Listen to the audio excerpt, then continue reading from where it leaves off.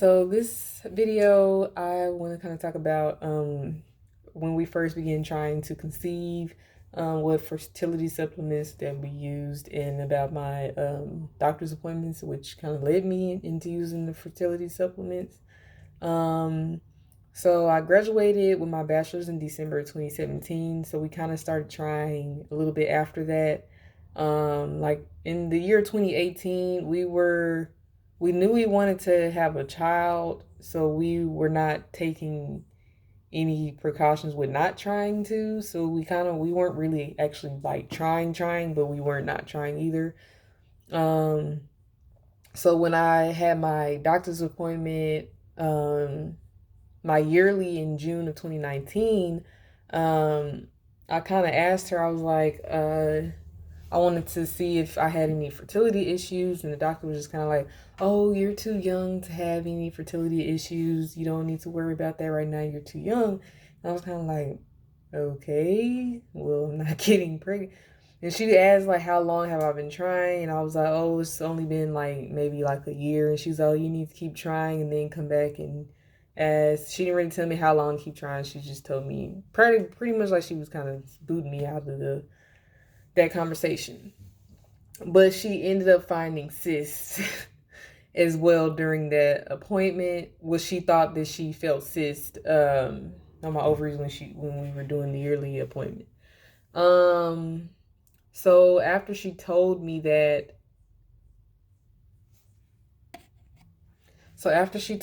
about she may possibly having a cyst there, she sent me to get an ultrasound the next day. Those are really expensive. So I was like, not only about the price, I was like, okay. So for the ultrasound, basically they want you to like drink 2 bottles of water, and you have to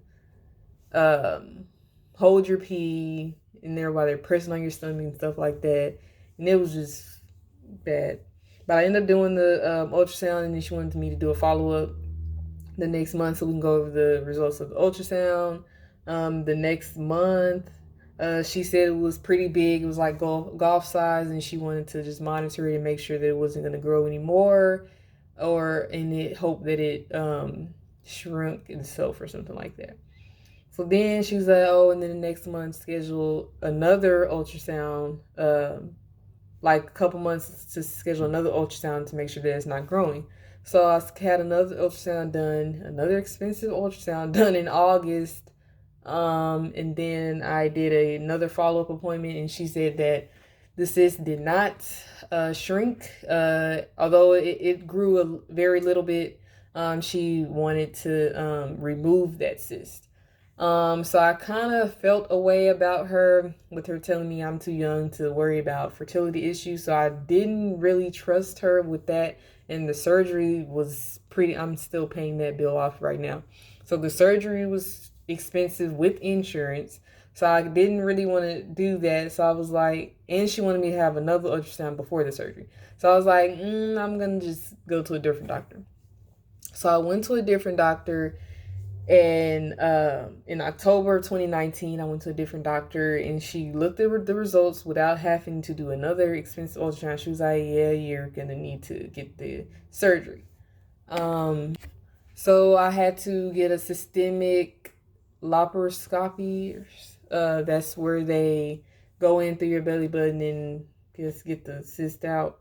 So that happened in... I'm skipping around. So backwards, rewind. So after the first doctor appointment, when she told me basically she found a cyst, but she didn't say that could be an issue with the fertility stuff. So we started trying to use fertility supplements in September of 2019. So first I used, it's called Conception. I used this. I actually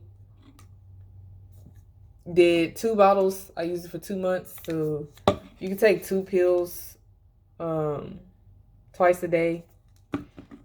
So I did that for 2 months, and then I didn't finish this bottle because I ended up having to get the surgery. So I ended up didn't take this bottle. We tried the same month in September 2019, we tried pre-seed. So we tried that. Obviously, that didn't work. And then I also tried a fertility tea by Pink Stork. I got it from Walmart. So we tried that. And then we did the test strips. We made sure we did the to check my fertile days and made sure we did all that.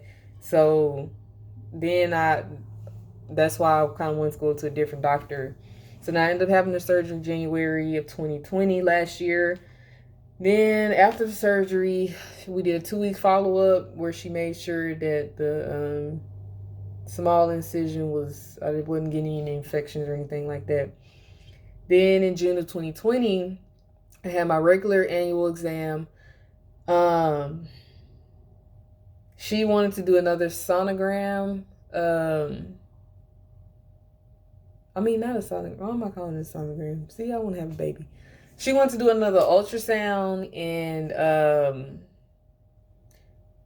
the results for that, I actually had another cyst that had grown, and that was just that same year where I had the surgery. So she was pretty much like, your cysts are going to keep growing back, so you have one or two options. You can either get pregnant or you can get on birth control.